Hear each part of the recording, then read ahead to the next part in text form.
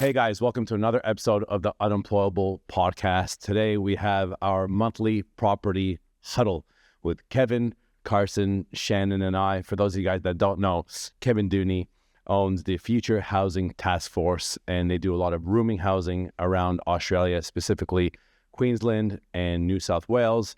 And he's also sold over 20,000 blocks of land in his time, and used to be one of the number one real estate agent for LJ Hooker. He's the man on the panel with the wisdom. He's the man on the panel with the gray hair, for those of you guys that are watching. So he is the grandfather of all of us. We also have Shannon and Carson. For those of you guys that don't know Shannon and Carson, they are business partners here at Unemployable Property. Absolute legends, doing over $100 million worth of land deals. And not too long ago, Carson was literally cleaning carpets, and Shannon was a machine operator running a civils business, and they decided to join forces and take over the land development space here in Queensland.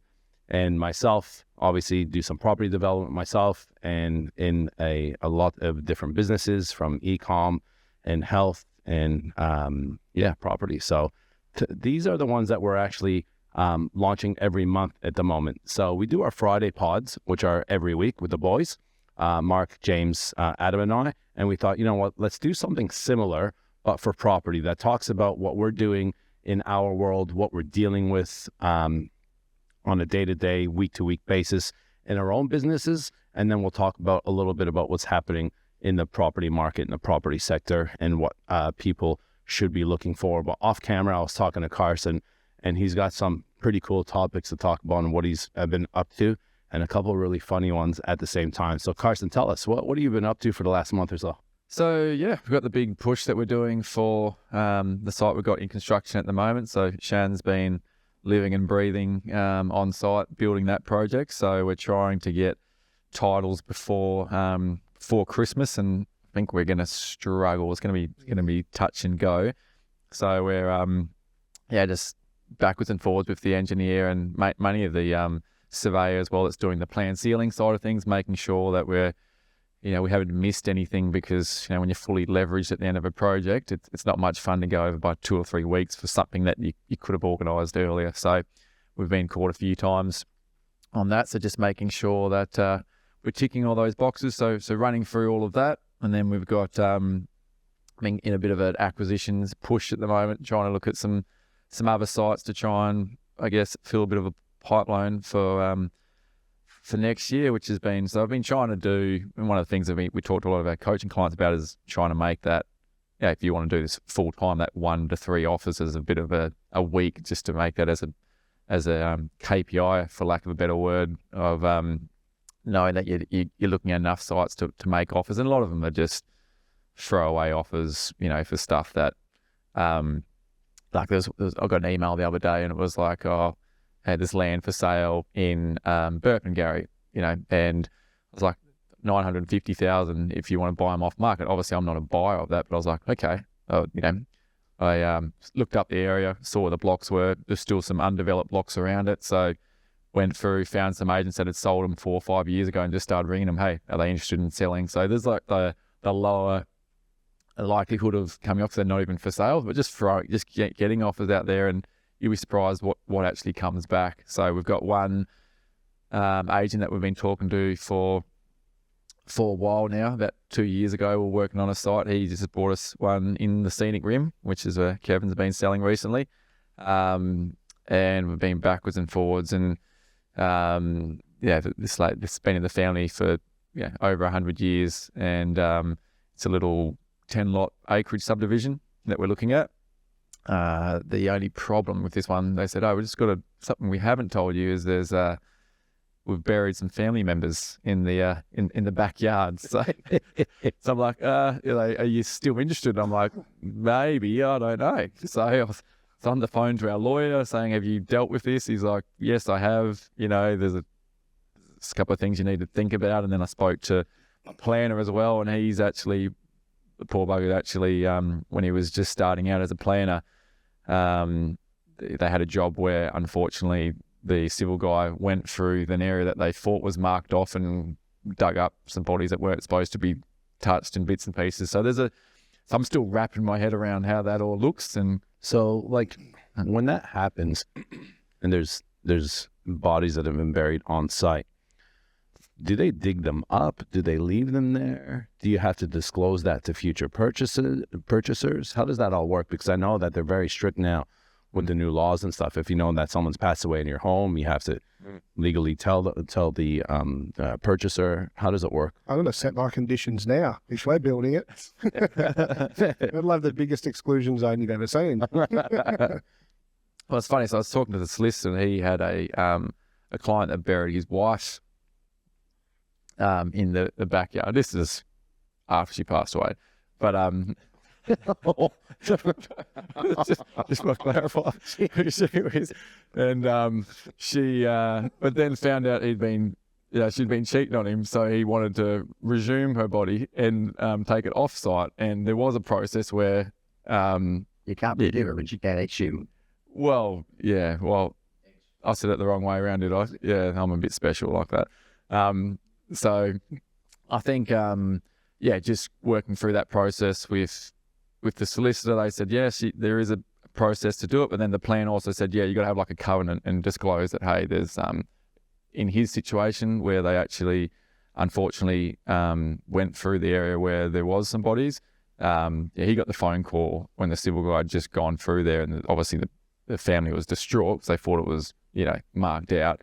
And that was like a marked covenant area. So I think in some instances I've come across it in churches. It's like not uncommon for, for one of the church members to be buried out the back in the day. So I've come across that a few times, but I've just kind of stayed clear of it. But for this site, I actually really like it. So it might be a block that we just keep at the end, and then I don't know what we'll do with it. We'll put a little covenant over it and sell it for cheaper, or, or we'll hang on to it. I'm not really sure how. Oh, you started a little cemetery. I mean, that could also work. Yeah, well, that's right. I'm always open to different cash flow ideas. So we're trying to, multiple income streams. You never know. Pretty sure plot lease is 80 or 100 years now when they turn them over. Yeah, but you don't want, like, it's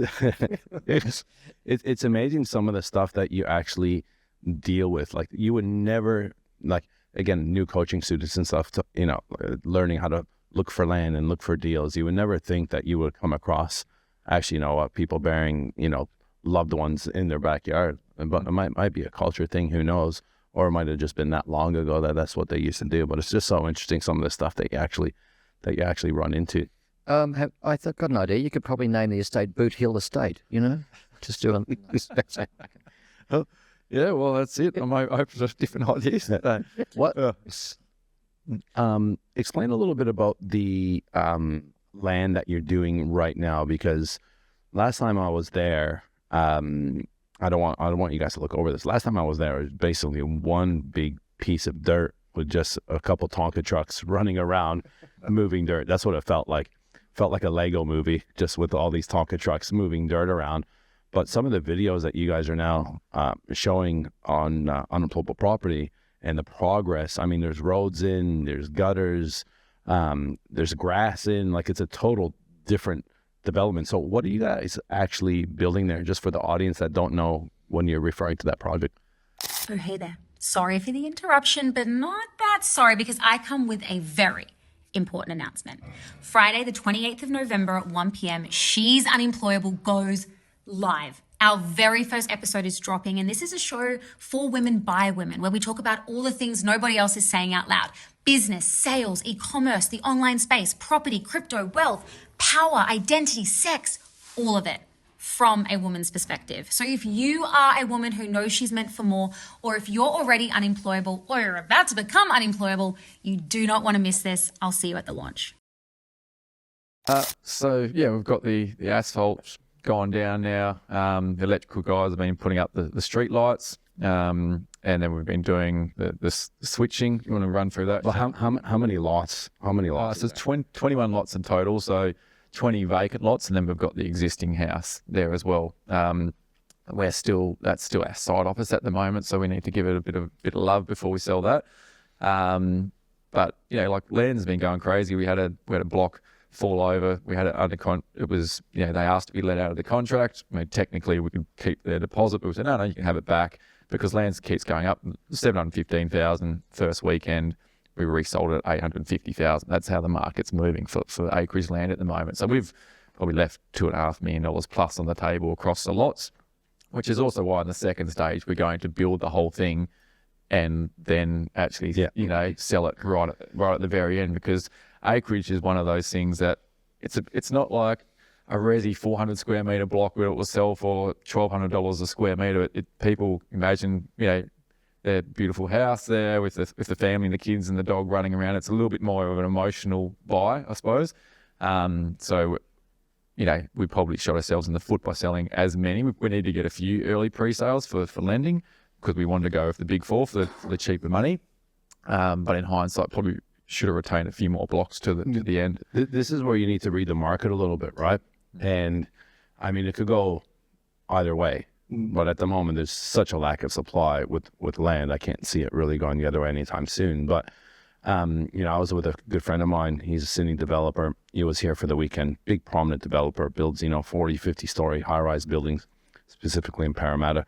And we were talking about this, right? Selling off the plan. Do you hold some back? Do you not? And he's like, I've been on both sides of it. I've been on the side where I've lost, $10, $20 million in uplift because I sold too many units. But then I've been on the other side where people don't want to settle because the valuations aren't stacking up. So it's interesting. I guess this is what you got to think about is risk tolerance, right? Because people, you're saying here, oh, we've lost $2.5 million. But again, nobody has a crystal ball. But you take those experiences, right? You read the market and you go, okay, maybe on your next one, like you said, maybe sell half of them, get debt coverage or as much as you can to get the debt coverage, and then run the risk and go, you know what, I'm willing to roll the dice.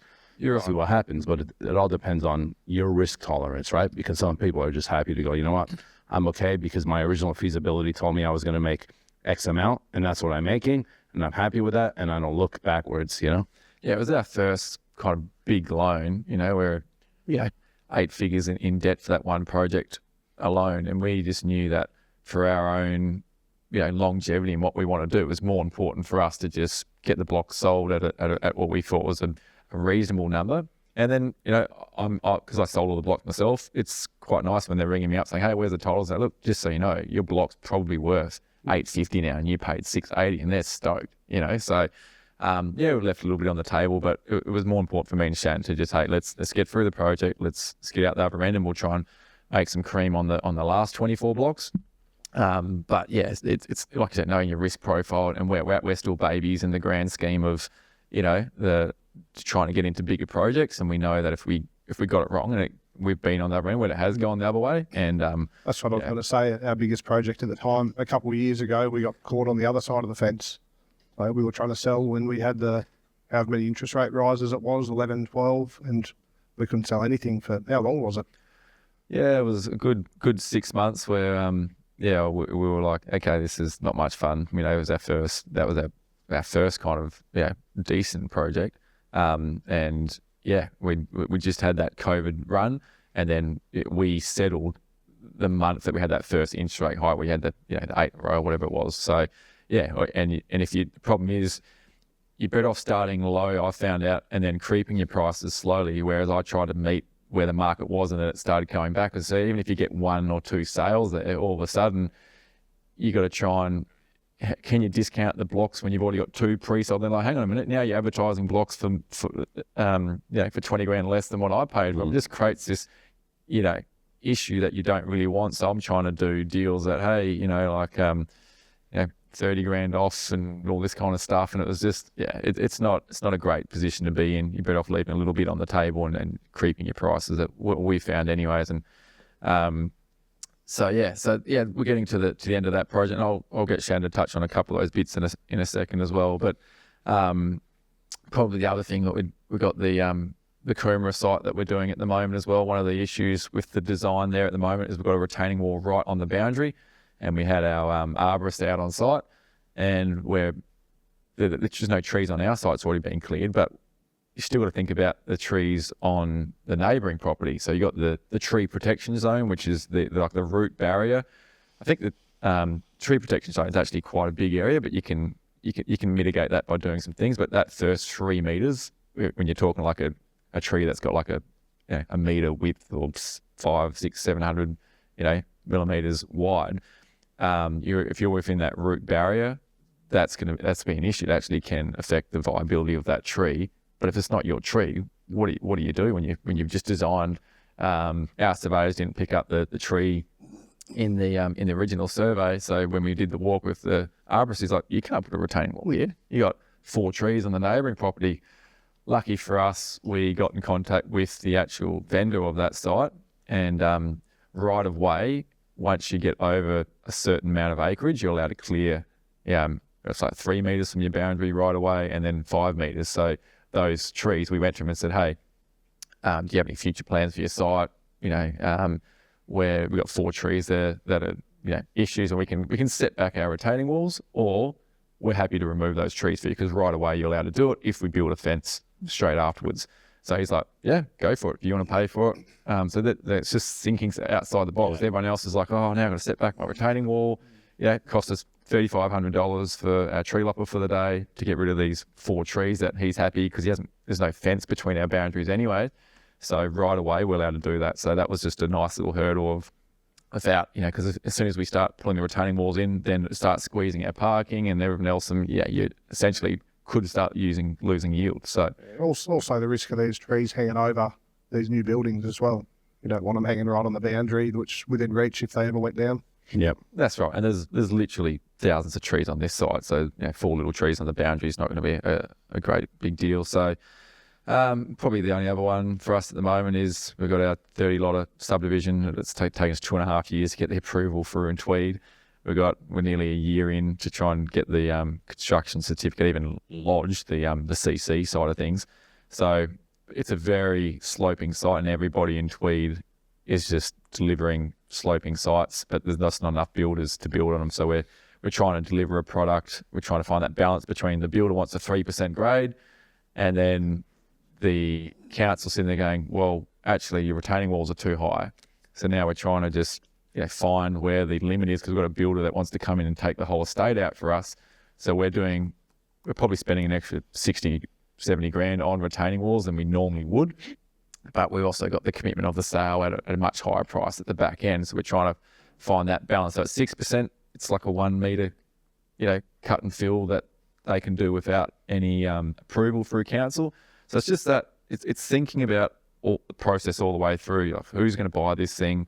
What are they going to be able to bear? Are there any builders that are built on sloping sites? And, Kevin, you went through it with Pacific Pines and solving the problem for the buyer coming in. You can't just deliver a piece of dirt and hope that it's going to sell. You really got to be thinking about all those little elements all the way through. So, and then the other thing was we're going through, because we're getting through the end of the project at the moment, is bonds. So we've got my invoice sitting on my lap at the moment for our bond. It's 130,000, so the 100 grand in civil construction bond. So it's 5% of the works that's to be handed back to council is your bond, and then you've got your uncompleted bond work. So we've agreed with council not to plant the street trees. So it was originally 100 litre street trees that we needed. I forget how many there was, 45 or something. We've got that negotiated down to 45 litres, because the guy walked around and said, 45 litres will be fine. And I said, can we plant them later? Because the builders keep knocking them all over anyways. Why don't we build them in 6 months' time once everyone's decided where they want their driveway to go in? Because there's 50 metre frontages on each of these blocks. I can guarantee you wherever I put the tree will be where someone wants to put their new driveway, and they won't ask, they'll just knock it out, and it's my problem to then replace it. So they said, well, you can bond it. But the only problem with that is, once again, it's 1.5 times. So there's about $20,000 worth of street trees we've got to do. So we've had to bond that at $30,000. So that's kind of how it's like an insurance, just to make sure that if you don't do it, you don't get that money back, right? Well, that's right. They've got a budget then to then go do it themselves. Yeah. So, and then obviously the $100,000 in 12 months' time, we do a walkthrough, and a truck's chip the curb here, and all that turf's dying. You replace that, and then we'll give you your money back essentially. They do that as well in certain subdivisions, right? Like if you buy a block of land, I know where we live, they did a new subdivision, and they were selling the lots, and they wanted the purchasers to build within a certain period of time. So they basically said, okay, within settlement, you've got 2 years to start your build, because they don't want like obviously 1-2 houses and then everything else is vacant. They want everyone to kind of build together. And you had to put a $10,000 bond down. And if you don't build within those 2 years, you just lose your bond. And I'm not sure what the repercussions are if you didn't, but majority of them did, except a couple. So there's all those little things that you got to think about. Yeah, no, 100%. And then for Shan, I know we've had the house keeps getting Jim Boomer. Unfortunately, if you sit still, you'll disappear a little bit out there. Like we're getting stuff logged off site all the time. Shan we actually had a house, a tenant, unfortunately, just walk out of the house and leave all his furniture. We had a young fellas and a couple of guys giving us some hand clearing it all out. And then we stopped work on the Friday that weekend, the first weekend that the tenants walked out. The guy come in and did $170,000 worth of damage to get $300 worth of copper out of the walls, just destroyed it, and then kicked a few walls around the place just for good fun as well. So we've had an insurance claim, and we're still fighting the insurance company. 4 months later, we still haven't got a dime to actually go fix it. And we're like, they keep coming back. So a few weeks ago, Shannon sees the cameras go over. He rings me and said, "Hey, there's someone out on site again. I'm going to head out there." So he's taking his young fellow Austie out there, and I'll let Shannon kind of finish the rest of the story. There's a few out there. Yeah, so I got the notification just cruising around with a young fella on the Gold Coast, and I seen a car with a trailer, and they were packing up all the temporary fencing around the project. And I watched them leave the site, and the video cut out before they exited. So I was like, I better fly out there and have a look, because no doubt they've left the gates open. We've got trenches and big pipes and head walls. Some poor bugger will drive in there and drive off an edge just because it was in a road closed section. So an hour later, I get back out there, and I didn't get any more notifications, funnily enough. But as we arrived out on site, they closed the gate again, which was very kind of them. But as I opened the gate and drove in, here they are coming back out of that same house with another trailer load of fencing and like an ICB and a few other bits and pieces tied down on the back of it. What did they say when they seen it? Like, nothing. Just drive off? They weren't hanging around to talk. No, they just drove off. They just took off down the road. So we followed him for quite a fair while, just trying to keep him in sight. They knew after a while we were following, and then they started, we're getting really dangerous. They were overtaking around corners and blind corners, and I ended up losing them in the end. But I just had the police on the phone as we followed them, and I think I ended up following them for 10 or 15 Ks. So what happens there? Did they get charged? Did they fine them? Who pays for the temporary fence? Is that insurance again? No, that's not worth it for the temporary fence. We'll just cover the cost of that. I'm getting some calls from the police station at the moment to go and do a report on it. So I get the feeling that they've got something, because they did take fingerprints. They have the car, and some plates on the trailer match the car and a few different bits and pieces. So they've been very insistent on me doing a report. I dare say they've got some information on the fella. And I mean, it's the cost of doing business, right? Yeah. Like at the end of the day, every business has theft. Every business has what they call shrinkage, right? That you can't. I mean, our online business, as an example, we hold over 100,000 SKUs in stock, right? Millions and millions and millions of dollars. Now you put systems in place, you build the trust and the rest of it, but there's nothing that you can't guarantee.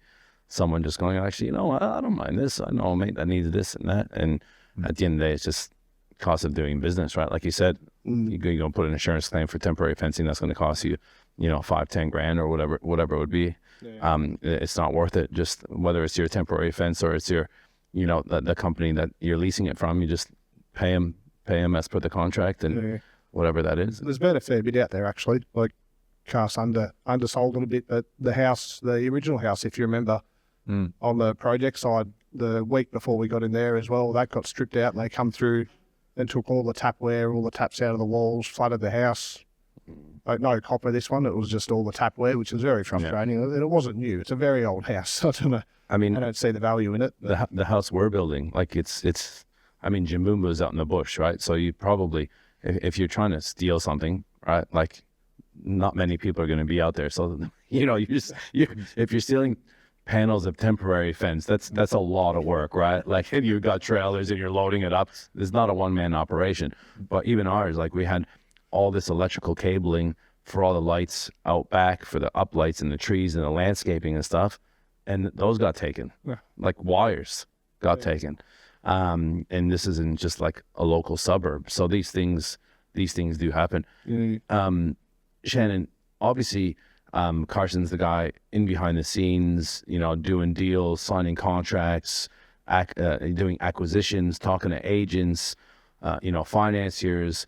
And then there's Shannon that is literally on site every morning, pushing the men, getting things done. What have you been up to for the last month? Because you're a very humble guy and you're just like, I'm just the guy that's on site getting the project done. But there's so many things that you are doing on site.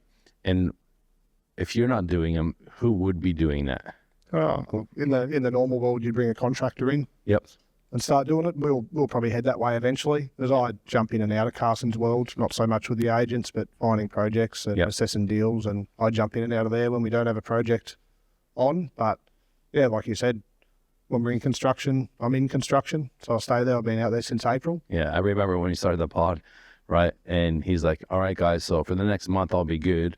But let me tell you, between this month and that month, right, I'm not going to be around too much, right? So there's going to be times where I won't be available because literally you are on site with your muddy boots, getting your hands dirty, right? Like, and I'm only a one-trick pony. I can only do one thing at a time. I'm not that clever. So yeah, we've just been out there building that project. I think when you were there last on the tour, so basically the project started and you strip all the topsoil. It's a 21 lot subdivision. Strip all the topsoil back, find where the unsuitables are, work out where the roads are going to go, and work out how you're going to build those roads with the material that's there, or how much you have to take it away. Empty all the dams because we've got a creek alignment through the middle of this one. So there was a bit of fun with fisheries and quite a few conditions. Heaps of turtles. They literally hundreds of turtles. They literally hired a turtle catcher. It's an actual thing where they go, there's a guy with a bucket swimming in the dam, chasing turtles, putting them in the bucket, and then replacing them to other areas. Like, these are the things that like dead bodies, catching turtles. When people are talking about land subdivision, just cutting up land, they just look at the pretty, you know, pictures on Google Maps and go, oh yeah, we could cut that into 5, but they don't actually realize all the other work that's involved. 100%. So yeah, turtle catching. We had to empty all the dams because it's an existing creek alignment. It's a dry creek. It doesn't hold water 90% of the year. So we got all that dried out, got it emptied. We had 40, I think it's a touch over 40,000 cube we had to import. So what's like 40,000 cube for layman's terms? All most people know is they see the trucks on the road, right? That fill up with dirt. How many trucks would that be, roughly? Oh, geez. You'll have to get your calculator out here. So 40,000, just your single tipper that you see, they normally hold 10 loose cubic meters. 10. I'm talking. So that's 4,000 of those. Yeah. Yep. That's a lot of dirt. Yeah, it was a bit. So anyway, we've got all that in now. We've spread topsoil back around the place again so we can start landscaping, dressing everything up. We've put all the pavement, so all the different gravel types in the roads, and built that up. Asphalt's in, so back up at finished level, and we've been turfing. Electrical's in, water's all in, and now I left one of the painful things till last, which I shouldn't have done. And what's that? Building a spillway. So a spillway right at the end. It was part of the fisheries condition. We have a spillway in the creek, which is a final outlet out of the site. Because it was a bit steeper, it has to be a 1 in 20 grade.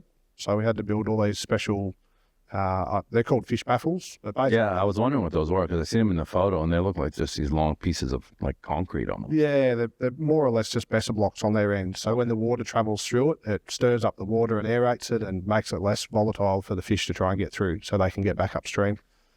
And yeah, that's it. That's what I've been living and breathing at the moment. Got to take care of the fish. Like coming out the other side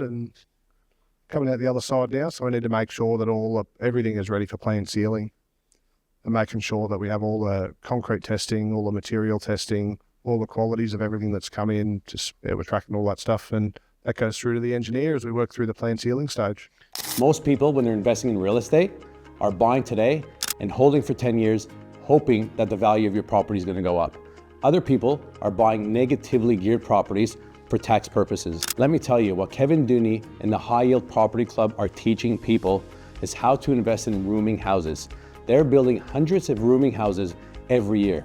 What's a rooming house? It's a house with 5 separate rooms, with their own kitchenettes, with their own bathrooms, and 5 different people live in these houses. If you want to know more about this type of real estate and this type of investment structure, click on the link above the comments or go to www.unemployable.com.au/high yield property club, and Kevin and one of his team will get in contact with you guys to discuss this type of investment. Do you see yourself doing this moving forward? Or like you said earlier, because obviously this is what you've done, right? Civils, you know it like the back of your hand, you're on site, and you'd be saving a lot of money for the development company, which is yours and Carson's, going, I'll do this. And Carson doing a few of the sales as an example. But you guys are now growing and growing rapidly. Like we were talking off camera with Carson, talking about a site that you guys missed. That Carson feels like if you push a little bit more and really turned a little bit more mongrel on it, he could have maybe gotten it. And he's telling me there's about a $20 million uplift within 3 or 4 months. Was it, Carson? Yeah, well, that's the thing. Me and Shannon, we got the heads up from our from one of our consultants. Actually said, look, this is a great site if you want to look for it.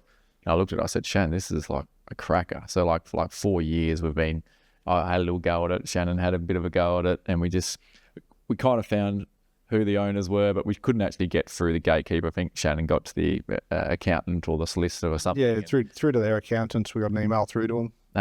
But this other developer obviously got to the gatekeeper and did a deal at $17.5 million, and they got 140 lots that they're lodging right now. It's they just knocked back $40 million. They had a 6-month settlement, and they paid 17.5, knocked back 40, and I'm just like, the acquisitions piece. If you want to get good at one thing in this game, it's finding the projects, because there's an expert for every other part. The sales side of things, the project manager, getting a good planners to run things. You can do all that if you can get really good at finding sites. And obviously that's an extreme example of it. We've done smaller versions of that. But that uplift in the DA, and 17.5 wasn't necessarily like a low ball for that vendor. Like they're sophisticated sellers as well, from what I understand. So it was just they saw the vision, they're bringing it to life, and now that developers can see what it's going to be. And I couldn't help myself as well. I rang up the developer. I said, mate, we met the other day, and I said, look, I'm sorry, I've got to ask, is there a number you'll sell it for? Hoping that he'd say 25, and I'd just find someone that had money. I don't have 25, but I was like, he said 40. I'm like, oh, no, I'm done. But yeah. And this is the thing, right? When you're busy trying to save dollars, trying to save cents, and then you're losing on the dollars on the other end. So what are your thoughts, Shannon, moving forward? Is this something that you're going to continue to do just because maybe you love it and you love being on site? Or is this maybe, like you said before, you're probably at a stage now where you're going to start looking at external contractors and just paying that extra margin, but not losing it on the other end? What are your thoughts? No, for sure. I definitely will start to step back more into the office. Look, that early stages for us, we just want to be involved in everything. It's such a good learning process. Even where I was prior, I used to help do progress claims and help price projects and do all of that stuff. But it's my first time now working with a quantity surveyor and doing the claims and actually communicating with the bank. So now I've got boots on the ground experience doing that with those guys. You understand the process. Yeah. And I like learning it that way. Yeah. So it definitely will step back and build the projects that I want to build and contract out the ones that we want to contract for that exact reason. Yeah. Now we know the process and we know how it rolls. It was also about a safety net as well. Civils is a very dark art. You can quickly come undone, and this project alone, we have had overruns at Stockley. We're probably around the $500,000 overrun there at the moment, and a lot of that is caused by wet weather, which we couldn't help. We had 53 rain days, I think the count is that we're up to at the moment, so it wasn't very fun in the first stages, trying to get out of the ground. And for a contractor in there, I would nearly say we'd have $1 million, probably just over, variation of the project. Yeah. So that's the stuff we're trying to mitigate until we get more liquidity that we can handle those things. Yeah. So, and things, they change over time, right? The sites change over time. The people you work with are changing over time. And speaking of change, I want to move on to you, Kevin, because for those of you guys that don't know, Kevin does a lot of rooming houses, right? So think of one house, multiple rooms, multiple people living in those rooms. They've got their kitchenettes in them. They got their separate en suites, and Kevin builds hundreds of these every year, him and his team. And off camera, he's a bit heated this morning, actually. So I'm going to see how this goes, because I just want to make sure that, one, we don't get fired from YouTube or anything. Two, he doesn't get fired, right? And three, he doesn't come back to claim on us that we got him fired. So You didn't start that well, though. You started by calling him your grey hair grandpa. You didn't you'll find any luck. It starts with elder abuse, and we work down from there. I love it. Yeah. well, it's like he says before, yes, I did play fullback in Jerusalem, but we won't talk about that today. So there's some big changes in your world in rooming housing. So let's explain a little bit about that and some of the stuff that you've been up to for the last month. I keep reminding myself after 45 years of playing with subdivisions, but I might go on a quick segue. When we had PASC and Stockland and all these other groups, we used to put up a lot of fake cameras, and we'd put a cheap 9-cell battery in there that would keep a light on. And we'd also have a couple of little trip wires, and that would trip the little blue light that would then flash. And they're scared of the blue light, and they're scared of cameras. And so they were fake. These days, you'd buy 100 of them off Temu for probably $9.95 each. If Temu had a fire, it'd probably cost them $58.80. It's not a place where you go for the dear stuff. But it's these little things that you can do that actually make it too hard for them to bother. So I just mentioned that in passing, that there are alternatives that you can do, as well as chipping things so that you can find them again. Our IT people have chips on all their stuff, and we then know where they live. So and things like that. what we have out there on site is a giant orange camera that has alarms on it and a solar panel next to the road. They're not scared of that. And they didn't even bother covering their face up. No. But they there's new technology that's being used at the moment for birds to laser, and that works really well. You could adapt that. It'll electrify the because it starts with little dancing dots on them. That gets their attention. And then all of a sudden, ow, So there's a few things you can play with. Have a look at the latest technology on dancing dots, lasers for birds scaring off crops. It's quite remarkable. Humanize that one. What's been happening to my world? Okay, I keep reminding myself that councils and governments are not an approval authority. They're there to tell you what you can't do. They're not there to tell you what you can do. Most developers, when they start off, they think they can go to a council and work with them in harmony. They're not there to be harmonious. The three rules of government are quite simple. First, they ignore you, then they fight you, then they tax you. So that's the three basic rules. Where am I at the moment with state and local? We're at stage 3. They've left us alone for 10 years. Then they started to fight us in court about certain things. They felt it was wrong to have a sacred space with its own kitchen, lounge, dining and bathroom and your own courtyard. And Brisbane City Council has now gone to state government and said, all bets are off. What we'd like to do is make people share in a common kitchen. They can no longer have a kitchen in their own home. We're going to take that off them. We're going to give them a smaller bathroom sink. We want them to be more interactive with each other. And on top of that, we're going to introduce 15% of deep planting and landscaping. We want the cars to be behind the buildings. We want a whole raft of things. Now, that old chestnut was last done in November 2019 when they more or less cancelled townhouses. I'm looking at the article here, November 2019. Here we are exactly 6 years later, November 2025, and they're dragging out exactly what this article said, and they're just rewording it for rooming houses. So essentially they banned duplexes back in the 90s in Brisbane. They've now banned townhouses in Brisbane, and they're now banning rooming houses in Brisbane. The state government, the Liberal government, has got to make an announcement on December 2 in regards to the moratorium allowing you to build a rooming house anywhere in Queensland. That is up for renewal. We know that they will probably cancel that. That's my bet. And we're future casting because we're not there yet, but that's my bet. So we'll see how we go on that. And that means that it's back in councils to make their own decisions. Fundamentally, that means they'll go up $100,000 because they'll charge $21,000 per room and things like that. I think what Brisbane's playing at here is that they'll realise years from now it's wrong, but they'll say now you can build rooming houses, but it'll be $21,000 per room or $25,000 per room. It's not about the money. It's about the money. Yeah, and the thing is, they don't. I guess it's not banning them, right? They're like, yeah, you can do it, but the problem is it becomes that unfeasible from a monetization level that no one does it anyway. So it's basically banning them without saying you're banning them.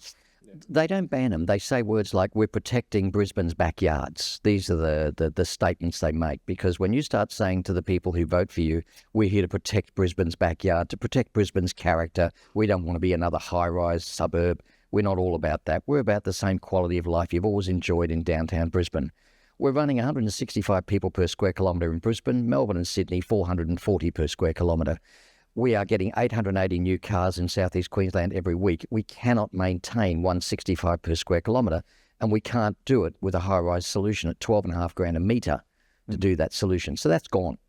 You know, the Gold Coast is a basket case. It's got the largest supply of working homeless. It is a place where they'll start having to bus in their plumbers and their hospitality people. It's no longer a place where you can live unless you are very, very wealthy. And so where can you go? Well, nowhere, because Wonga is just as expensive. Narang's getting just as expensive.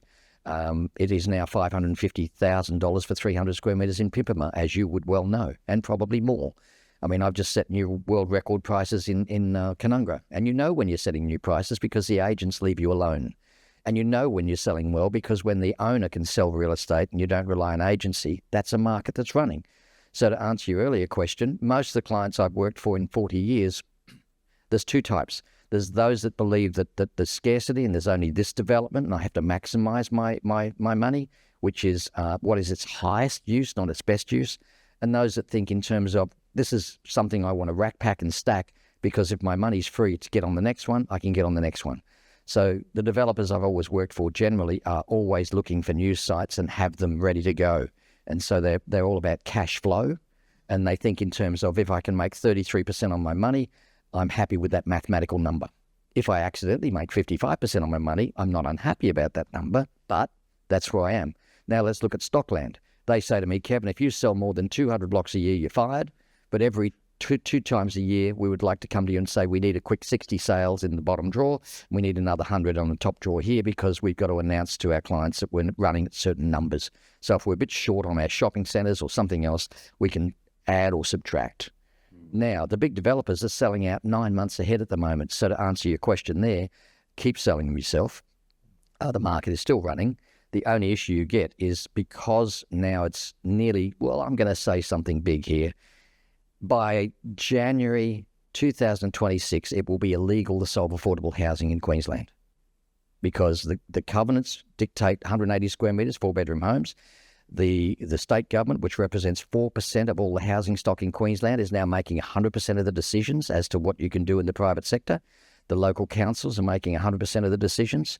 So the people that don't have the play in the market or the money in the market own the market, which is a really unusual place. The last time I checked that out, that was in China. That was happening there. It was bordering on communism to that point where you literally, it is illegal to solve a problem. So do you see it just, again, the haves and the have-nots? If you can afford it, you're living on the Gold Coast, as an example, use the Gold Coast as an example. And if you can't, you're just going to keep getting pushed out. Is that? I mean, it sounds like there's no other choice if they're not having any other affordable housing options. You know, money lost, nothing lost, confidence lost, everything lost. What we've got to be careful of in 2026 is the first home buyers are losing confidence. When people lose confidence, they do nothing. They just give up. And so I see next year as a real confidence-losing market where people who are wanting to get into their first home literally... it was exciting years ago to watch Eddie Maguire play a game called Who Wants to Be a Millionaire. A first-home buyer needs to be a millionaire. It's a cancelled show. A millionaire's nothing. Like, that's a first-home buyer. The second problem is we've got enough stock for the next 12 weeks in Australia, titled stock. There is none. And we're selling out 9 months ahead. So obviously that's going to continue. But literally our problem is that if a first-home buyer buys something today at 36, he'll still have half a mortgage at 60. At 60, he'll still own half his home. So literally what's happening in England and in New York now is the parents, when they die, leave the rental to their children and continue that lease for their children long term. So what we're finding is corporates are now moving into Europe and now Australia, where they're buying massive sites to own long-term leases, long-term housing. They call it names like build to rent and other things, but fundamentally it is a non-workable proposition. Yeah, I mean, that's happening I mean, in the US massively and has for a long time, but there's a lot of build-to-rent buildings being built now here in Queensland, in Gold Coast, in Brisbane, by large corporations. So basically the build-to-rent model, in my opinion, is a large category, and it's here to stay if we don't come up with some options to try and find, solutions to the problem. And what frustrates me, he's got guys like yourself that have been in this industry for a long time, that can see the problem very, very, very clearly, that are trying to provide solutions to the problem that keeps getting shut down. Like what you're telling me, like future housing, the Future Housing Task Force in Queensland, in Brisbane, and Gold Coast, and these types of places, come January, might be a place that you're not going to be doing a lot of business in, and you're going to have to be looking at other areas. Like you said, New South Wales is an example, more efficient, more productivity to actually get them done, and they allow you a little bit of leeway because the numbers work. Is that something that, like, for you in your business right now, it's basically like, okay, I've been doing this for the last 10 years. They've left me alone. Now they're not leaving me alone. And now they're going to be making changes. Where do you sit in your business now? Like, what are you guys going to do? One of the nice things about future housing is that we look forward. We know that politicians don't have a lot of skill sets when it comes to housing. That's not their background.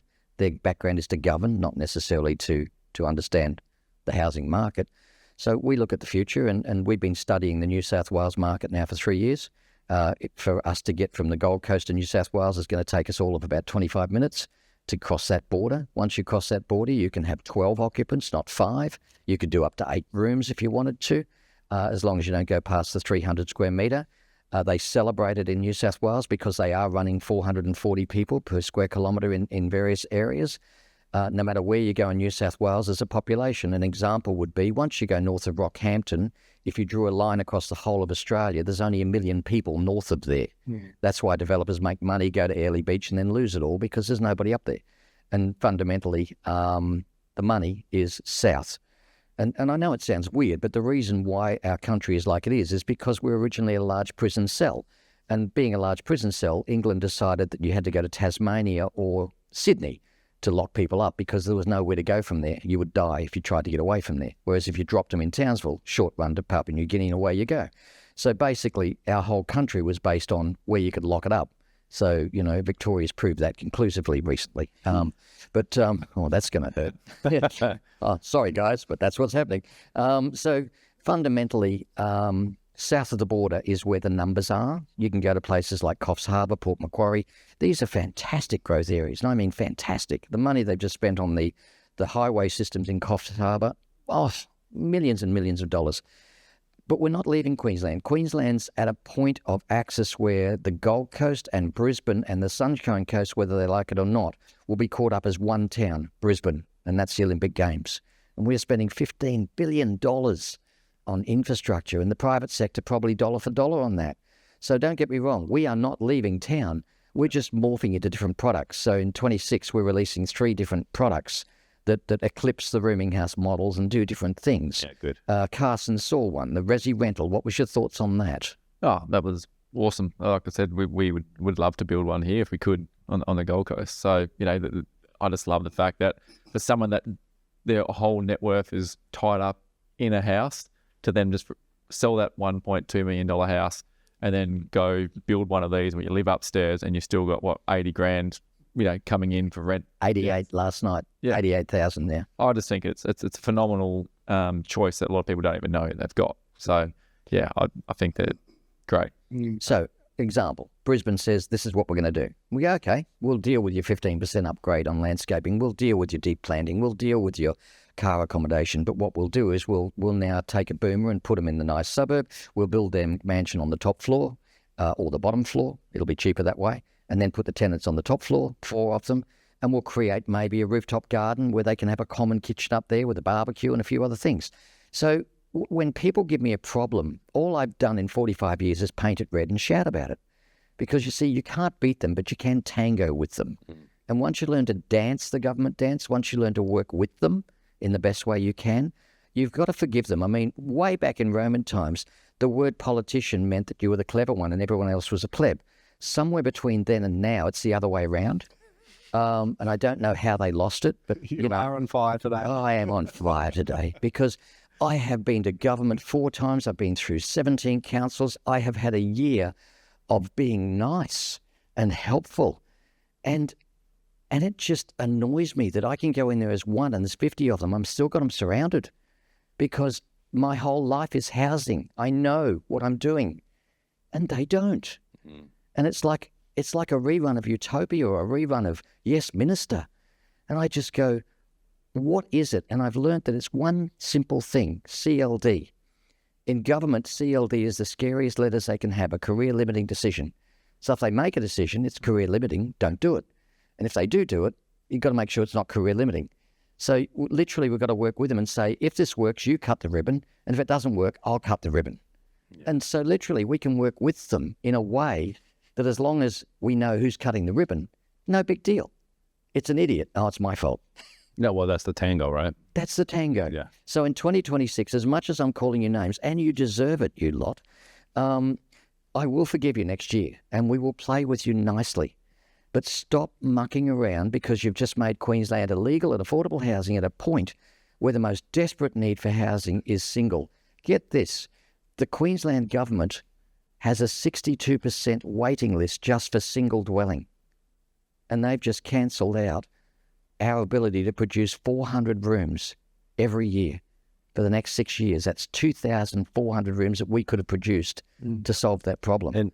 And unfortunately for the people that are in the real estate market, and I guess fortunate for the greedy people like us that are in the real estate market, that means it's going to put more pressure on prices.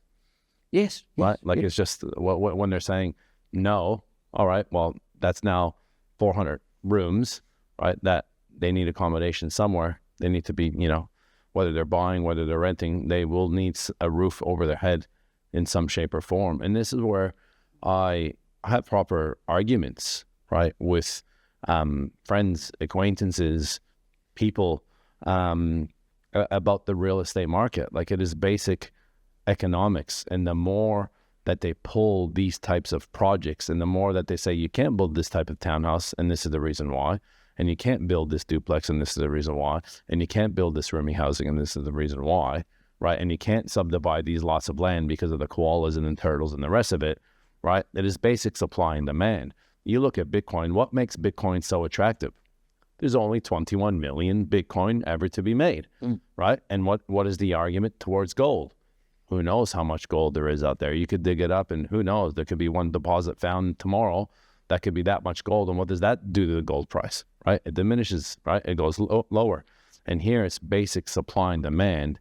And sometimes I think it's being restricted, to prop the market, based on the demand that we have, based on the lack of productivity in the building sector, which I'm going to go into next. All these things go back down to property go up, in my opinion. And this is what's been happening. The properties owner, you talk to any agent right now, right? Oh, the market's strong. I don't know where they're coming from. I'll tell you where they're coming from, right? I had friends here, very prominent developer, like I said, from Sydney over the weekend. They haven't been here in 15 years. When they come, they used to come to the Gold Coast with their parents back in the day, right? They used to go to Burleigh or Palm Beach and rent a house, and that's what they remember, right? Going to dinner at Sizzler, that's what they remember. 15 years later, they come here, right? And I'm talking, he's built thousands of units in Sydney. And he's like, man, Gold Coast is unbelievable. Yeah. This place he's like, look at these buildings, man. I can't even build these buildings, right? The rounded with the planter boxes overhanging, the glass, the rounded, all these nice buildings, right? Burleigh on the Esplanade and these types of, we took them to Rick Shores and we took them to Lars, which is another new restaurant on the Gold Coast. And we're taking these, and they're like, man, the food here is like this competes with Sydney. This is unbelievable. Then they start talking about, would you move here, Maria? Would you move here? Would you? like this is what happens. The seed gets planted. Yeah. Guess what? They're coming back in January. They want to rent a big house. Who do they want to bring? They want to bring the kids. They want to bring the dog. They want to experience, right? They want to bring their cousins and their brother and do it as a family experience. Yeah. They wouldn't have done that before. But now that they've come here and had a great experience and seen the change, and this is what happens. So when people say, who's coming here? They're coming here. These are the types of people. And let me tell you, they're coming here, and they're not coming here with $100,000. They're not coming here looking for a rooming house. Nope. They're coming here with money. They're coming here with people, with family and friends that are looking to come and live. Specifically, I'm talking about right now, right? Gold Coast is an example. And these are where these micro markets are. And it's, it's an interesting play. Well, I mentioned it before. The thing that we're going to see in 2026 is a continued growth in confidence in Southeast Queensland. And once confidence gets really big, nothing stops it. And so back in 56, when Melbourne did the Olympics, the confidence of Melbourne was all about the confidence of Melbourne. It continued to grow. It became the powerhouse that it became. It shouldn't have grown the way it did and nearly catch Sydney. Sydney had the Olympics. And again, confidence grew. It's enough to bankrupt you, but we survive it. And here's Brisbane, the only one who put their hand up for the Olympic Games. Naturally, we won when you're the only one asking. But they were smart enough to spread it across Gold Coast, Scenic, Sunshine Coast. But what that means, and Sunshine Coast, Gold Coast didn't see it coming, Brisbane will become one, Vegas and Brisbane and the North Coast. Now, when you look at that as an overseas person coming here, we're talking about a place that's better than Florida. It's got most of the magnificent coastlines you could probably have. We're just an hour away from Byron Bay. If I had my way, I'd change the line of where Queensland goes to Byron and call that us. And just for the record, there were more courier mails sold 10 years ago in Byron Bay at Easter than there were Sydney Morning Heralds. So Queensland still sees Byron as their playground. So we do tend to migrate further south. When we do that, we don't go to Harvey Bay. That's not where we go for a holiday. That's where we go to retire. Yeah. Or other things. Die. Yeah. and then you have to do a development, and then there's people buried there. I'd assume there's plenty of people buried in land in Harvey Bay. Mostly developers. But yeah, so confidence is strong. Keep selling. You've got no problem there. But consider, if you're a developer wanting more sites, pre-sell. And the client I just worked for, they've got 6 other gigs on the way, and they always insist on everything sold before, so they just know what they know. Good advice. And so that's a thought. What about you, Eric? Thanks, Kev. Yeah, it's been pretty crazy. Obviously, we had the Dubai trip, which was a great trip, great event. How many went to that? 60. Wow. Yeah, you don't realize when you say 60 on paper, and then you see 60 people in a room and 60 people in coach buses and 60 people at a rooftop dinner terrace. It's hurting. We're hurting people all the time, right? And we've got I think we got 120 or something coming on the boat. So I'm like, that's double. And I'm like, wow, it's going to be a lot of people. It's going to be a lot of, okay, guys, come on, herd everyone in. But anyways, yeah, it was an amazing event, eye-opening what's going on there, which is, it's the whole country's built off labor arbitrage, and they just keep building and building and building and building. I was talking to one of the developers, like, last 15 years, we built 110,000 units, and he's one of the, not the major developer. And I'm just like you work that out, 110,000 divided by 15, divided by 52, and you start seeing how many units these guys are building every week. And here we're still, trying to build a tram for 4 years and all these other things. So, which is quite interesting. So, but so in my world, we just got our DA for Burleigh Heads, which is pretty cool. So basically it was almost 4 months to the day of lodgement to the approval. We would have probably got it in 3.5, but there was 2 weeks with an RFI, which is a request for information from council. That took a little bit longer, and it included state government, because even though we're 600 or 700 meters away from the tram line, for some reason, like mentioning circles, right? We're in a circle with a little bit of a red zone that said, we had to get some type of approval from state. So that got done. But people from New South Wales will be listening to this going, what do you mean 4 months? And this is another thing.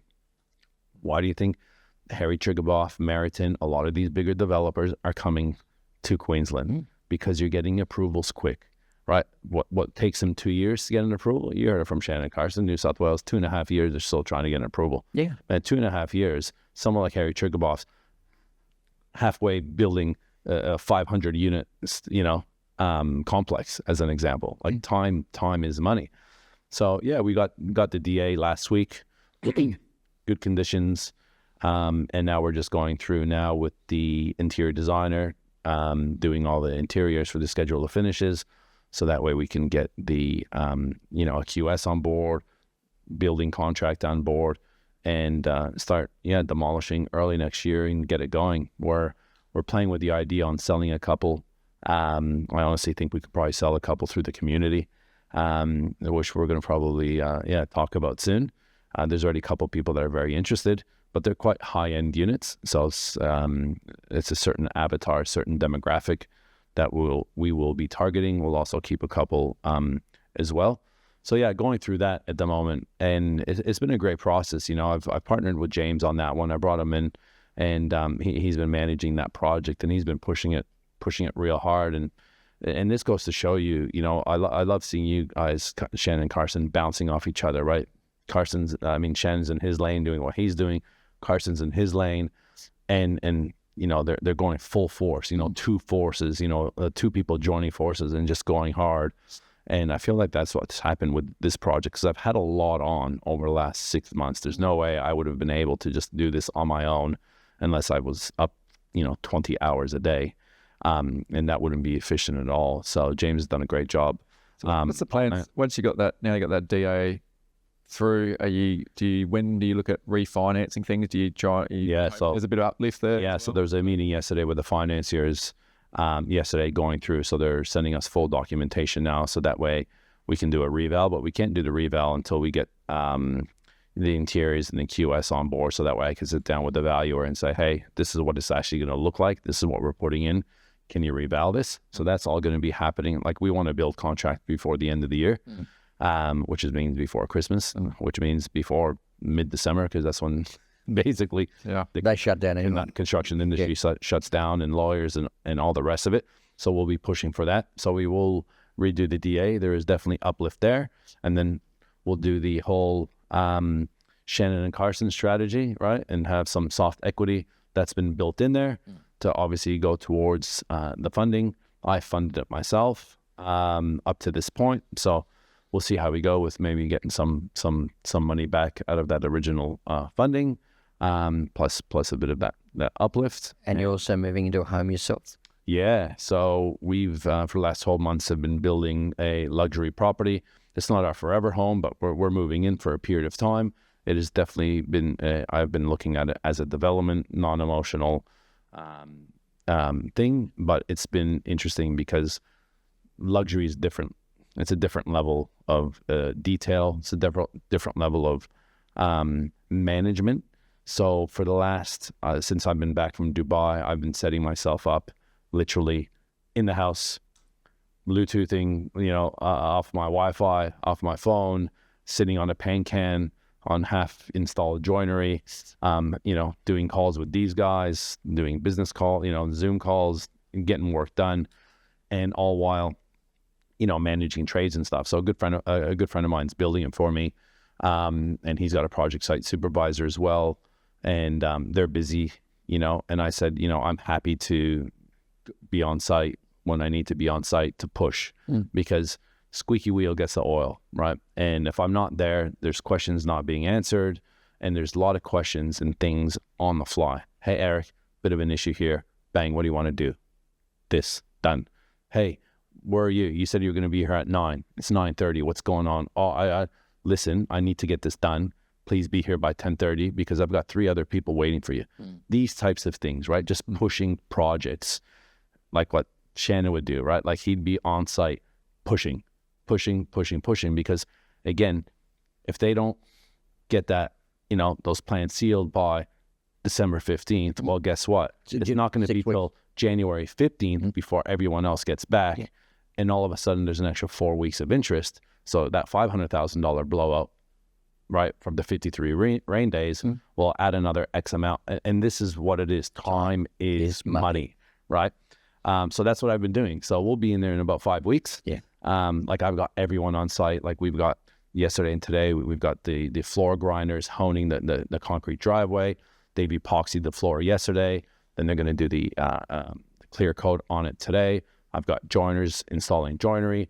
I've got stone guys installing stone. We've got Sparkies there. I've got the guy installing the sauna. We're pebbling the rest of the pool next week. Landscaping starts next week. So we're really on that fine end of the projects. And I keep saying I cannot wait between the 26th and the 1st of January when no one knows what the fuck day it is, right? And you're going like, you just don't know what's happening because no one's calling you. Yeah. It's the only time of the year where you don't get a business phone call. Yeah. The only time. You can go away on holidays. You're still checking an email. You're still getting a phone call. You're still getting a WhatsApp message. We're in 50,000 WhatsApp groups, so it's just bang, bang, bang. I just can't wait for that time where I'm sitting in the back and just going, no one's contacting me. No one's emailing me. No one's WhatsApping me. And I'm just literally watching the boats cruise and the jet skis cruise, and I'm just hanging out. So that's when I'm there and I'm dealing with the shit sandwiches. Yeah. That's kind of my light at the end of the tunnel at the moment. Yeah. Which is exciting. So, and then we got a few other sites happening. We got one in Palm Beach, which we're going to be starting the DA in the new year. We've been sorting some stuff out with that, which will be exciting. I want to redo a DA on another lot that we have in Bigger Waters. It's just a duplex, but I want to swap it to and push it to 4. So that's been happening in my world, which has been exciting. Now, I want to finish off the pod by reading a little bit of an article and commenting on it, which I thought was an interesting article. And I know you have some value to add to the end of this as well, Kevin. Excuse me. It was in the Courier Mail, and it was a chief railway economist, Narita Conisbee, which she's a pretty prominent economist. We're trying to get her on the podcast. I know Carson's been chasing a little bit. But basically, the article is the brutal truth around construction and the shakeup that's actually needed. And we've been talking about this a lot, but some of the figures are quite interesting on it. And I'm gonna read some of it, and then we can come back to it.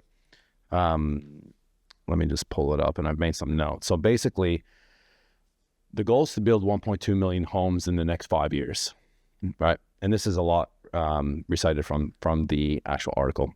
That would allow us to catch up for the homes that we haven't built since 2007, right? So this is catch up. Yes. The target isn't only the challenge, but it's also the capacity to achieve it. It's all good saying, I'm going to do this, right? That's like us with unemployable property. All right, you know what? In the next 6 months, we want X amount of coaching clients. All right, that's great. But now you actually got to do it, right? And you need the resources to actually get that done. So the problem we have is we've underbuilt for 2 decades in this country, year after year, week after week, month after month. So this has been a problem for a long time. That's at boiling point now, right? And we're all dealing with it. Even if demand moderated, we would still need to deliver 225,000 to 240,000 homes, right? This is even if the demand just cooled off. Each year so 225 to 240,000 homes each year to restore the actual balance, right? Current stats, and this is, again, don't know if this is true or not, so I haven't fact-checked this. This is coming from an article from Courier Mail from someone that's quite prominent, that we're building at roughly about 190,000 a year, which means the deficit grows every year. Let's use a higher number, right? 240, 190, that's 50,000 homes every year, right, that we need just to keep up with what we haven't built, okay, that we need to soak up. And this is where, when people say, the market's going to come down, right? Oh, there's no way, it's not affordable, something's got to give. This is stats. This is real data. We had Simon on here, the economist as well, right? This is real data. Most data doesn't lie, right? And basic economics, supply, demand. But the issue is we don't have the workforce to make it happen, right? I've come from Dubai. They have the workforce, okay? They bring them in. They're cheap labor. And some people might not like that, but the reality is that whole city is built on labor arbitrage, okay? But we don't have the workforce to actually make it happen here, right? So to reach that target, we would actually need 30% more trades than we have right now.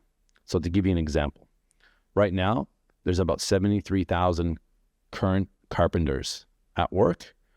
The additional workers required, we would need about 22,000 more carpenters.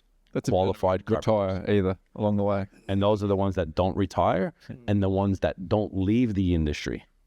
Okay, that's not even including those. So good mark, because I had that documented here. Electricians currently have 57,000 electricians. We need an extra 17,000.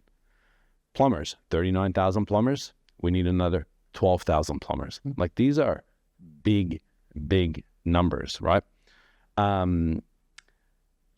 So the problem isn't just about policy, or it's not just about approvals, because we're sitting here going, yeah, but the approvals are taking too long in New South Wales, or the policy, they're not letting us build rooming houses, and they're changing this and changing that. The reality is about productivity, right? And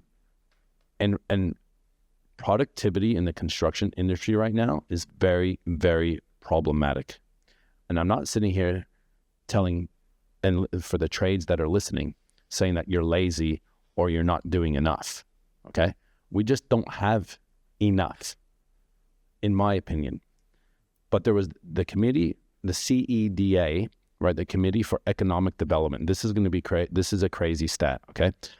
Committee for Economic Development of Australia has shown that labor productivity in construction, all right, so basically it's output per hour worked, right? So you work for an hour, you either hammer down 100 nails or you hammer down 20. And there's some that do 100, and there's some that do 20, and there's some that do 50. So think about it like that. Grew by only 17% between 1995 and 2025, okay? While labor productivity in broader markets, in other markets, grew by 64%, right? So that's a gap of about 47%, right, in the lack of productivity in the construction industry. These are stats. This isn't just me saying it and, me trying to throw people under the bus. These are just stats, which is quite interesting, because we've got to get down to the bottom of the issues here. And interesting to know that stat because of the technology change in that time as well. Yeah. So we've got cordless tools, batteries, nail guns, everything you can't with you now. Yeah. And only a 17% growth. I wonder if that's what... Yeah, only 17% growth, but there's so much more technology being used in other areas. But when you look at building, right, that, like, we literally have guys like Elon Musk building robots, sending, rockets to space and landing them in the middle of the ocean that no one said they can. Like, there's so much technological advances, AI, all these things. Yet the way we build in this country, anyways, I don't know about other, countries in the world. I know China do some crazy stuff. It's pretty old school still, right? Like, it's literally on-site, hammer, nails, pouring concrete, steel fixing, all these types of things. Now, I'm not here trying to say I have the answer, but it goes to show you there's probably not been a massive amount of technological advance in the way we build, which will add to that 47% change. Like the way you've been doing civils for the last 20 years, has it changed much? Some technology, yes, but the actual... 17% maybe? Yeah, but you know what I mean? Not 67%. No, we don't. Oh, 64%. GPS and a few other things introduced to make things, we lost peg and strings, but more or less it's the same. So what the article was saying is that we need to change how we build, because of the lack of productivity and the lack of labor will continue to be an issue.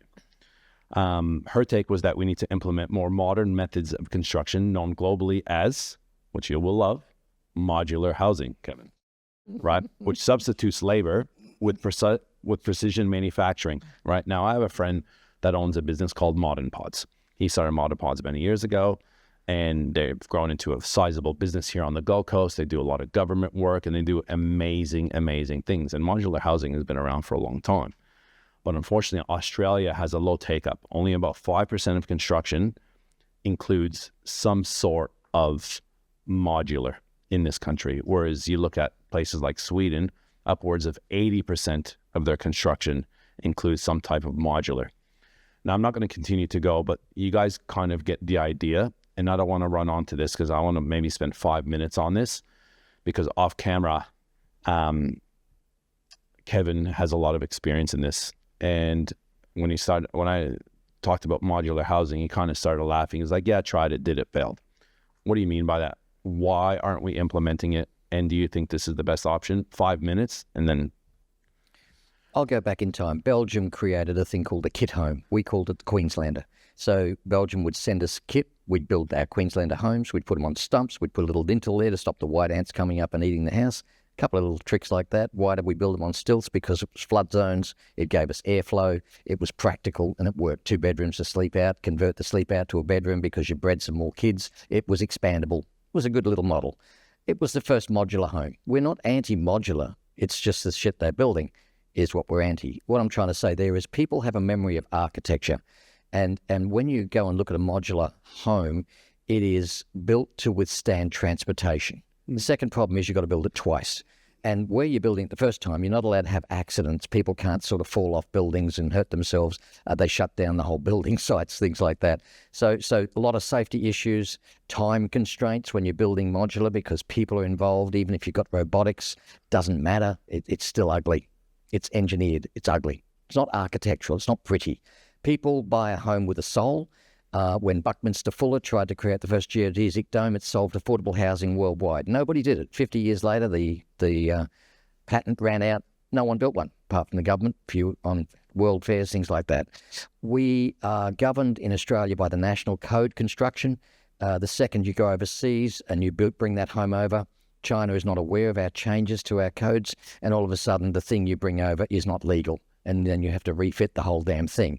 The plumber can't see the plumbing. The electrician can't see the electrical. You have to pull all the walls out, a whole bunch of stuff.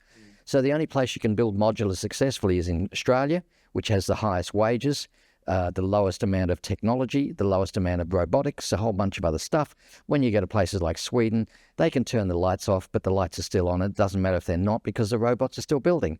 So until you get to that full robotic standard, then yes, I'll change my mind on it. But you can't import it from overseas because of our codes. We are now the most governed country in the world per capita. We've got more government per head here in Australia than anywhere else in the world. We're the most expensive nation in the world for housing. We still build the largest homes in the world. A modular house is only allowed to be big enough for a... Okay, here's the problem. To transport it. Here's the problem. The whole space program for NASA was built on 2 horses' asses because those little rockets you attached to the space shuttle had to be made in Utah, and the roads are no bigger than 2 horses' asses because we haven't changed the bloody roads since the Roman days of fat-ass bloody horses with a chariot.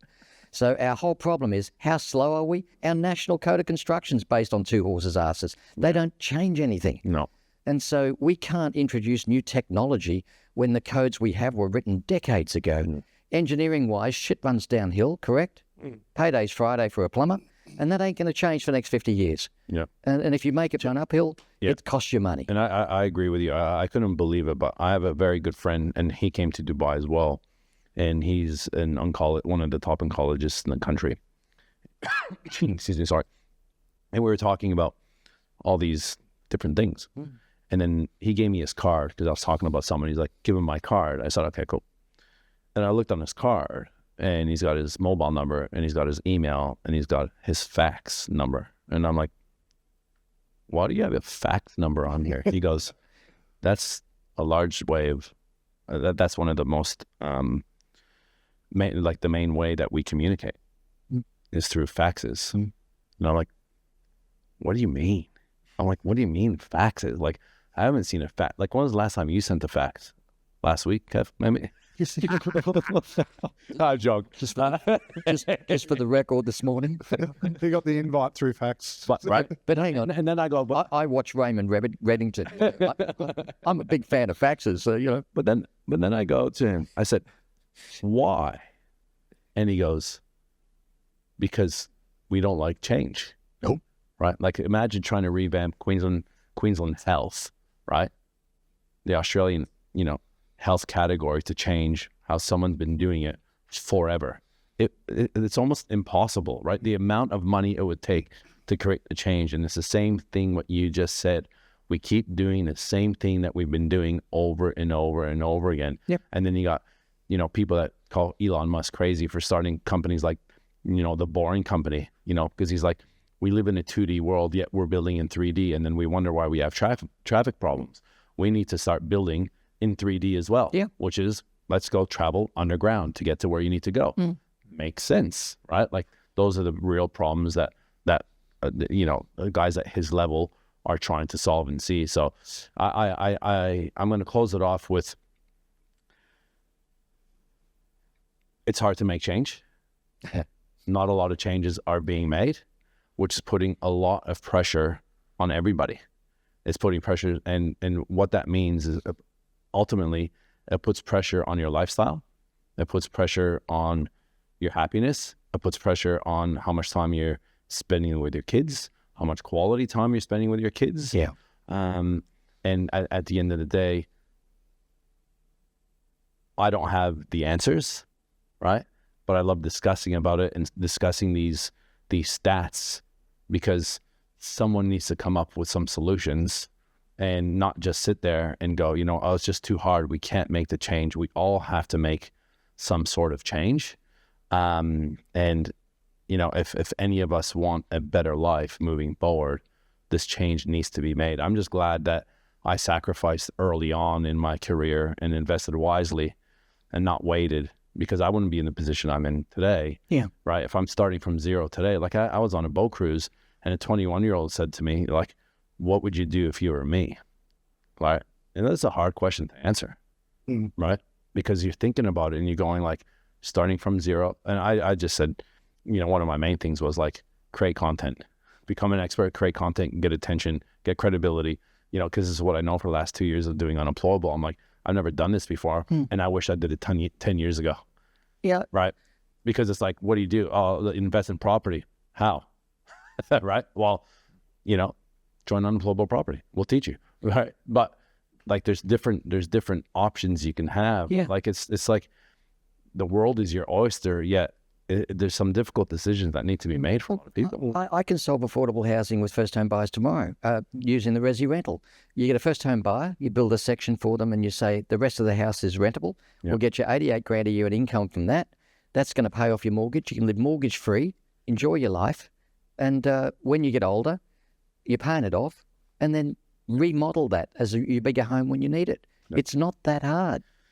And that's also why we're going to be running an event first weekend of March. We're still working out some details because we can't be doing things the same. We can't just buy that negatively geared property like our folks did and get the same result. We can't do that. Like you said, the $1 million first home buyer. Like, so as that 18, 20-year-old, that whole event's going to be about how do you get ahead using the vehicle of property? And because we're doing it right now with a lot of it at the time, none of our own money or very little of our own money. And then there's also better ways to invest than just that negatively geared thing that some buyers agents trying to flog off to you, or even worse, the glossy magazine that some spruikers trying to give to your house and land package. Like if you're doing that, it's going to be painful. Yeah. So guys, let us know in the comments. We don't have the dates yet, but I think we're solidifying those dates in the next week. But we are running an event. It will be in March next year. Around property. So just put in the comments if that would be of interest to you guys. Obviously we'll create a landing page or whatnot, but it'll be interesting to see the kind of feedback that you guys have. We put on good events and it's going to be one of those ones that'll probably be our largest event that we've done at Unemployable probably ever. And we're quite excited. Kevin, thank you so much for coming on. Great to be here, guys. Love your work. It really is, yeah. Shannon, thanks for remembering to join us today. I'm sorry I overdressed again. No. No, we're unchanged. We're a bit cash. Yeah. You've got to have a bit of class here. It's all right. Well, I was born in a suit. I'll probably die in a suit. Just how it is. Cars, thank you very much. Guys, if you liked it, let us know in the comments as well. Please like, share, subscribe. The biggest thing you can help us with is subscribe and share this with anyone that you think would add value to. We'll keep showing up and we'll see you on the next one. Thank you. Hey there, I hope you enjoyed that episode of Unemployable. If you'd like to watch another episode, just click there.